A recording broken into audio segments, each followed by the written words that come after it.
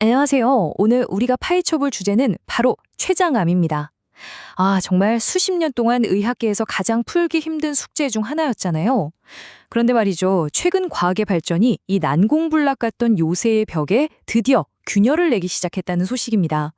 그래서 오늘 대체 췌장암이 왜 이렇게까지 지독한 건지, 그리고 최신 과학이 어떻게 희망을 이야기하고 있는지 그 속을 한번 제대로 들여다보려고 합니다. 이 숫자, 13%. 이게 바로 지금 췌장암의 현실을 보여주는 숫자입니다. 5년 생존율이죠.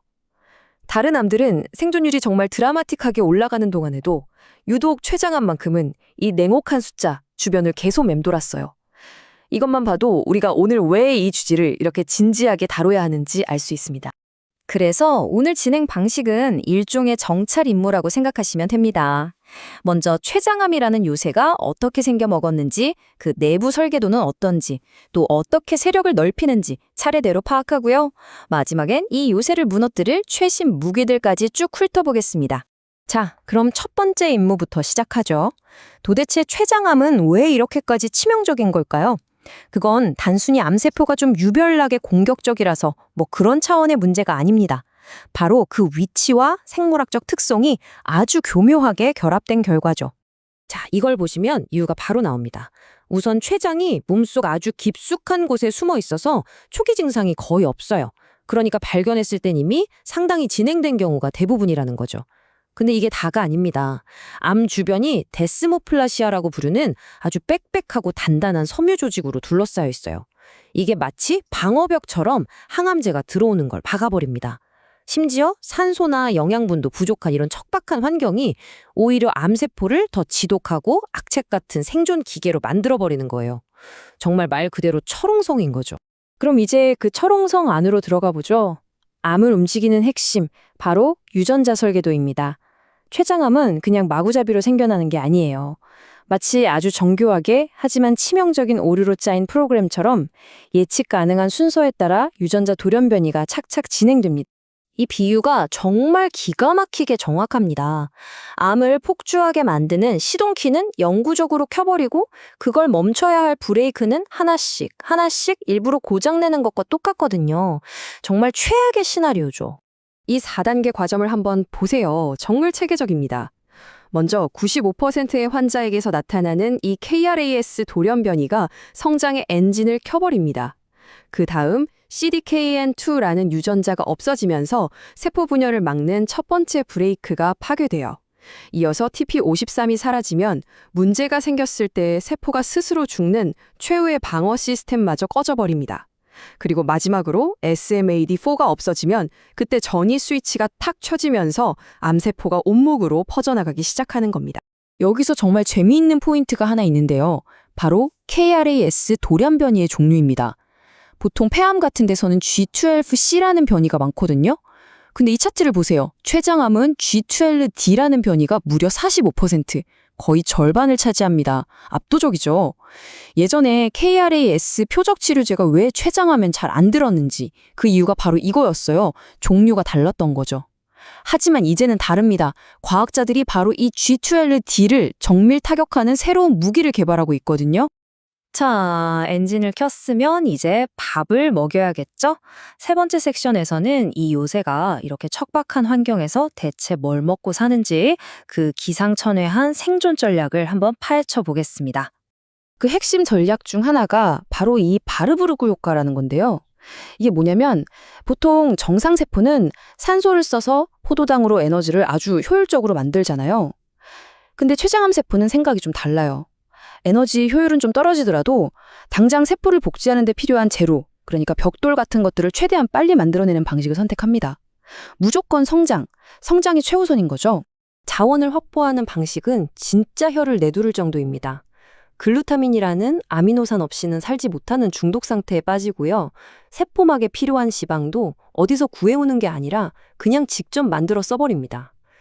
그런데 가장 놀라운 건 바로 이 거대 음세포 작용이에요. 주변에 먹을 게 없다? 그러면 그냥 세포막을 쭉 뻗어서 주변에 있는 액체나 단백질 덩어리를 통째로 꿀꺽 삼켜버립니다. 마치 굶주린 아메바처럼요. 정말 췌장암에서만 볼 수 있는 극한의 생존 방식이라고 할 수 있죠. 자, 이제 암세포가 어떻게 자기 영토를 넓혀가는지 바로 전이의 과학을 들여다볼 시간입니다. 전이라는 게 그냥 암세포가 핏줄 타고 떠다니다가 운 좋게 아무데나 자리 잡는 그런 과정이 절대 아니에요. 아주 치밀하게 계획된 작전입니다. 바로 이 씨앗과 토양 이론이 그걸 설명해 주는데요. 암세포라는 씨앗이 퍼지기 전에 원래 있던 종양이 엑소좀이라는 일종의 택배를 먼저 보냅니다. 이 택배가 간이나 폐 같은 특정 장기로 미리 가서 씨앗이 도착했을 때 뿌리내리기 좋게 토양을 기름지게 만들어 놓는 거죠. 이걸 전이전 니치라고 부르는데 정말 놀랍도록 전략적이지 않나요? 그리고 이 부분은 정말 소름이 돋을 정도로 흥미롭습니다. 똑같은 췌장암인데 어디로 전이되느냐에 따라서 생존 기간이 2배 넘게 차이가 나요. 간으로 가면 훨씬 공격적이고 폐로 가면 그나마 덜 공격적입니다. 그 운명을 가르는 게 뭐냐? 바로 P-전투-PTN이라는 단백질 스위치 딱 하나예요. 이 스위치가 켜지면 세포들이 똘똘 뭉쳐서 간으로 가고 꺼지면 뿔뿔이 흩어져서 폐로 가는 겁니다. 전이될 장소와 암의 공격성이 단백질 스위치 하나로 결정된다니 정말 놀랍죠? 자, 지금까지 적의 정체를 아주 속속들이 파악했습니다. 이제부터가 진짜 희망적인 이야기입니다.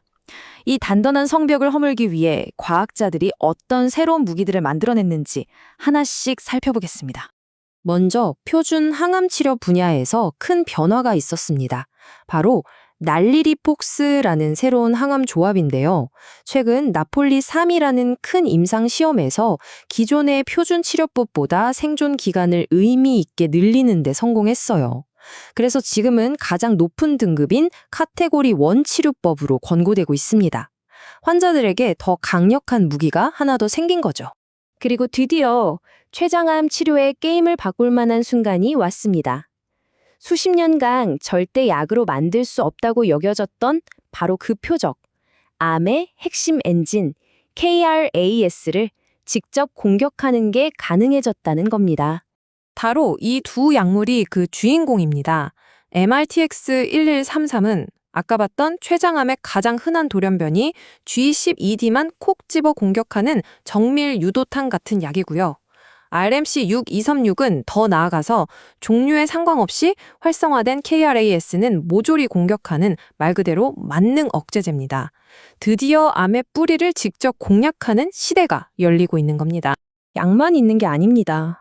이제는 아예 발상을 바꿔서 우리 몸 안에 있는 면역군대를 직접 훈련시켜서 암과 싸우게 만들자, 이런 접근법이 나오고 있어요. 바로 암 백신이죠.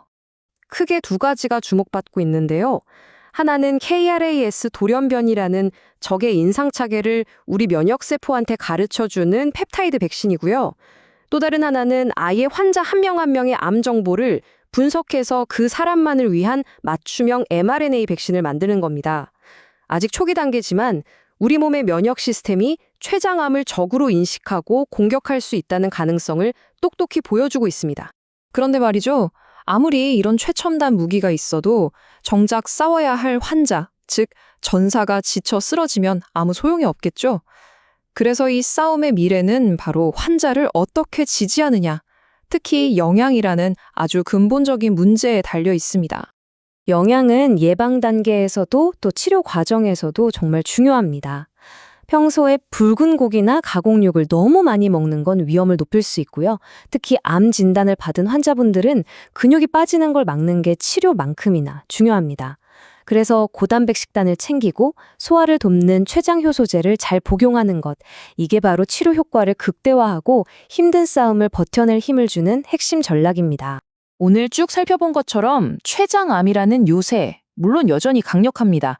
하지만 더 이상 우리가 아무것도 모르는 미지의 존재는 아니에요.